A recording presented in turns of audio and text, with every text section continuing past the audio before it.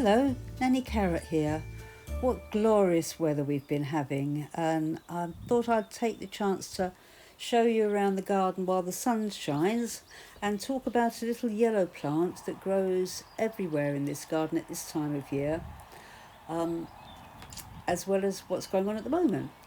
As you can see, the broad beans are growing nicely. I've planted them out now, and they're coming along very well. I'm very pleased with them, and I don't think the frost will damage them because they are quite hardy. I planted some of the peas out, and there are still some in the polytunnel waiting to go out. Frost tender things I've covered so that as they grow through, they won't be destroyed by the frost, hopefully.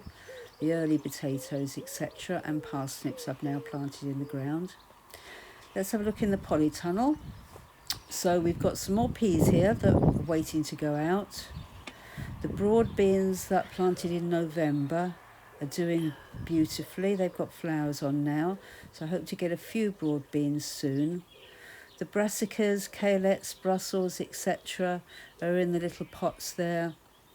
Hoping to grow away. I will transplant them into bigger pots, and then when the space is ready for them, they'll go out into the ground, and I will make sure that I plant them at the right distance this year rather than trying to get too many in. There's beetroot there and leeks and spring onions there at the end. Again, I planted them too close last year. And in here, with a double loss of protection, are the sunflower seeds, the tomatoes, both the tomatoes that I'm going to put outside, in other words, the blight resistant ones, and those that I'll try in the polytunnel, and peppers and chilies in this side, as well as artichokes.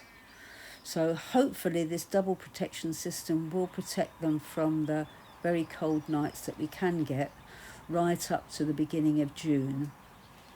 And then I've got potatoes in these tubs, which are just showing through. I doubt if you can see it there. But I've been earthing up gradually as I'm seeing shoots coming through, hoping to be able to pick those sometime or dig them out sometime in June. Isn't it glorious? Look how beautiful the weather is at the moment. It's good to make good use of the weather while you can. Now, the next thing I wanted to talk about was Celandine, which is a little yellow plant, which you may be able to see if I don't fall over anything, that is very prolific at this time of year. If you get it in your garden, it can spread everywhere.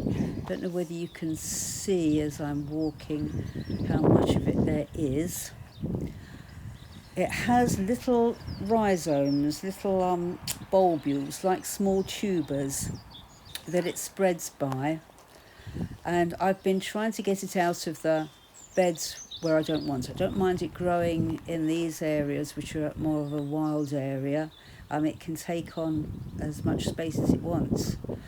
It's said to be edible. However, it's in the buttercup family, so I wouldn't really like to try it. However, the little rhizomes, according to the doctrines of the signature, are good for hemorrhoids, and it's quite interesting to research. I don't know whether you can see them there, exactly what they can be used for. Anyway, that's all for me from today and the kneeling sheep. So it's Nanny Carrot saying goodbye.